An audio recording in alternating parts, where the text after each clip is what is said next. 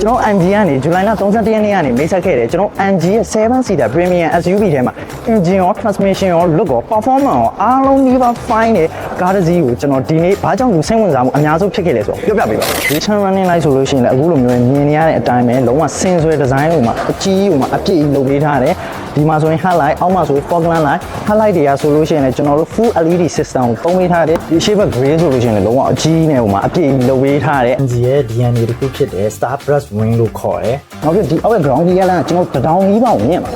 တာယာဆိုလို့ရှိရင်လည်း Michelin ကိုသုံးပေးထားပြီးတော့တာယာ size ကတော့20အဲ့တော့မှ24550ကိုသုံးပေးထားတယ် SUV တစ်စီးတော့လုံလောက်တဲ့တာယာ size ပဲဖြစ်ပါတယ်။ဒါကအရှိဘက်ကနေအနောက်ထိကိုကျွန်တော် chrome line ကအပြည့်ကိုပြေးပေးထားတဲ့ဒီက premium look ကိုတစ်မျိုးထွက်သွားစေတယ်။နောက်ပြီး door handle ကလည်းကျွန်တော် fresh door handle ကိုသုံးပေးထားတယ်။အထဲမှာဆိုလို့ရှိရင်ထိုင်ကုန်တွေက leather seat မှာ bucket style လုပ်ပေးထားတယ်။ seat motor တွေလည်းပါတယ်။ side cover မှာဆိုလို့ရှိရင်ကျွန်တော် hard plastic နဲ့ leather ကိုသုံးပေးထားတယ်။ဒါကလက်ကင်နေရာမှာဆိုလို့ရှိရင်ကျွန်တော် dragon scale လိုမျိုးငကားကြေးကုန် shape လေးကိုပေါ်ပြပေးထားတယ်။ sound system က Bose sound system ဖြစ်ပြီးတော့ speaker 12လုံးထိပါပါတယ် steering ဆိုလို့ရှိရင်လည်းဒီ shape ပုံစံမှာ leather ကြိုးကြုတ်တွေနဲ့လုပ်ပေးထားတယ် volume control cruise control တွေလည်းအကုန်ပါတယ်ဒီအလဲ infotainment screen ဆိုလို့ရှိရင်7.3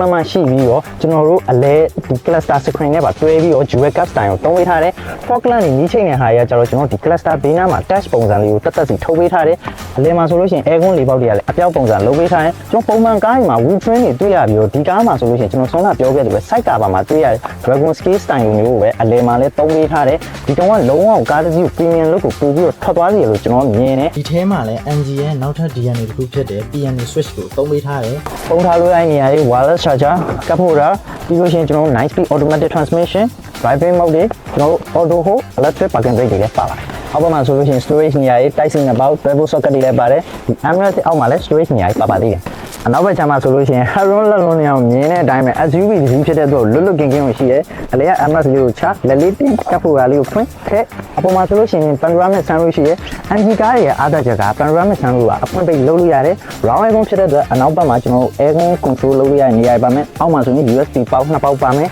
နောက်တစ်ချက်ဒီကောင်က7 seater SUV ဖြစ်တဲ့အတွက်အနောက်ဘက်တက်လို့ one click လေးတစ်ချက်နှိပ်လိုက်တာနဲ့ ready သွားလို့ရပါတယ် round aircon ဖြစ်တဲ့အတွက်အပေါ်မှာ aircon vent တွေလည်းပါသေးတယ်ဒီဘက်မှာဆိုရင် cap holder storage နေရာပါမယ် speaker ရှိမယ်ဒါပေမဲ့ဟိုဘက်ခြမ်းမှာဆိုလို့ရှိရင်တော့ USB ပေါက်တစ်ပေါက်ပါပါတယ်နောက်ပြီးတော့ထိုင်ကုန်တွေက just လုံးလို့ရပါသေးတယ်စိတ်နေ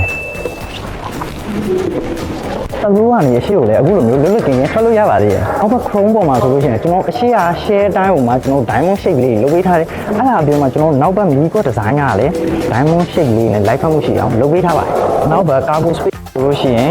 တော့တလူကိုမခောက်လို့ရှိရင်တော့ cargo space ကတော့200လီတာဝန်းကျင်လောက်ပဲရပြီးတော့ကျွန်တော်တလူကိုခောက်လိုက်မယ်ဆိုလို့ရှိရင်1026လီတာကြီးစမ်းပါဒီအောက်မှာဆိုလို့ရှိရင်တော့ storage နေရာများများဆဆတော့မပါဘူး ဒါပေမဲ့ပစ္စည်း2စီးထည့်လို့ရတဲ့နေရာလေးတော့ပါတယ် နောက်ခန်းတွေကျွန်တော်တို့ရင်းလိတ်တွေပါမယ်ဒီရင်းလိတ်ကိုသုံးဖို့တော့ကျွန်တော်အခုလိုမျိုးတက်ရိုးကိုခောက်ထားမှရမယ်ဒီအောက်ဘက်မှာဆိုလို့ရှိရင်ကျွန်တော် spare wheel ပါပါတယ်ဒီက all-wheel drive နဲ့ဖြစ်ပြီးတော့ 4-cylinder 2.0 turbo engine ကိုသုံးပေးထားတယ်နောက်ပြီးကျွန်တော်မြန်မာပြည် SUV ကားသမားတိုင်းကြိုက်တယ်7 seater ခုံသုံးတန်းကိုသုံးပေးထားတယ် engine ရော transmission ရော performance အားလုံးကောင်းမွန်တဲ့ premium SUV ဖြစ်ပြီးတော့ SKD ဖြစ်တဲ့အတွက်ကြောင့်ကျွန်တော်ရန်ကုန်လိုင်စင်ထဲမှာရမယ်ဒီ all new MG i9 premium SUV SKD ဖြစ်ပါတယ်